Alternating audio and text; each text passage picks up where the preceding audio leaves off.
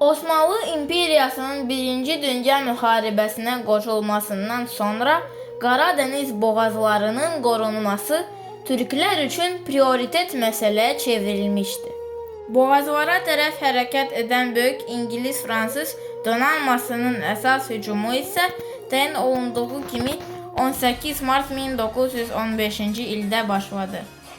Döyüş zamanı Sıravi Seyid Çabuk Rumeli Məcidiyyə fortunca sahil artilleriyasında xidmət edirdi. Müttəfiq donanmasının hücumu nəticəsində müdafiə qalaları dəhşətli atəşə məruz qaldı. Rumeli Məcidiyyədəki top işlək vəziyyətdə olsa da, ağır artilleriya mərmilərini qaldıran mexanizm zədələnmişdi.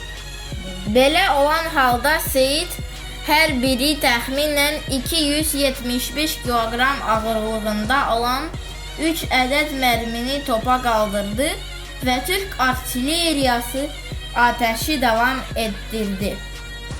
Seyid Çabuk'un qaldırdığı mərmilərdən biri Britaniya zirehli gəmisi olan Ocean'a ölümcül xəsarət yetirmişdi.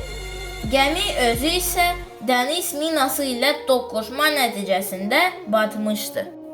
Antantanın dəniz hücumunun dəf edilməsindən sonra Seyidə onbaşı rütbəsi verilmiş, əfsanəvi igidliyi isə onu milli qəhrəmana çevrilmişdi.